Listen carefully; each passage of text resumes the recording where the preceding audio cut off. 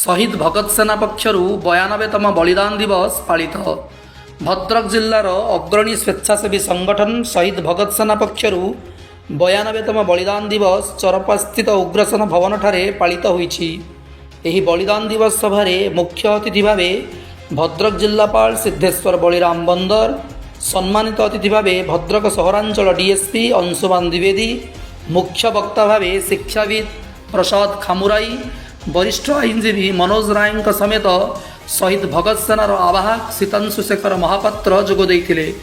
प्रथमे जगन्नाथ महाप्रभु और शहीद भगत सिंह पटचित्र रे पुष्पमाल्य अर्पण सह दीप प्रज्वलन करी बरपुत्र तथा देशप्रेमर प्रतीक भगत सिंह, शिवराम हरिराजगुरु और सुखदेव थापर बलिदान कथा उपरे आलोचना होइथिला।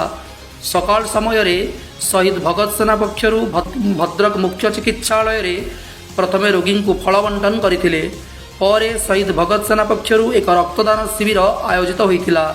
सही शिविर रे भद्रक ओडिशा रक्त भंडार डाक्टर विमल मिश्र, डॉक्टर सौरभ कुमार आचार्य और वैश्वरंजन बलंक सहयोग रे 421 यूनिट रक्त संग्रह होइथिला। शहीद भगत सिंह, शहीद सुखदेव और शहीद राजगुरु आज 92तम बलिदान दिवस। प्रतिवर्ष शहीद भगत सेना ये बलिदान दिवस को खूब आडंबर सहित पालन करता है। लक्ष्य उद्देश्य है युवा समाज को एकत्रित करी संगठित करी एक समृद्ध समाज, समृद्ध देश गठन करवा। भगत सिंह जपरी त्याग और समर्पण प्रतीक थिले, युवक मानक भितर से त्याग और समर्पण को किपरि उज्जीवित रखा एवं एक सुस्थ समाज गठन करवा मूल लक्ष्य।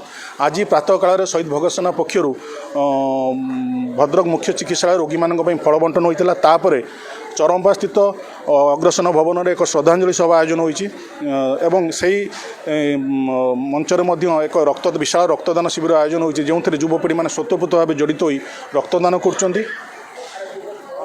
भद्रक सूरज खान का रिपोर्ट, कुसुम टीवी।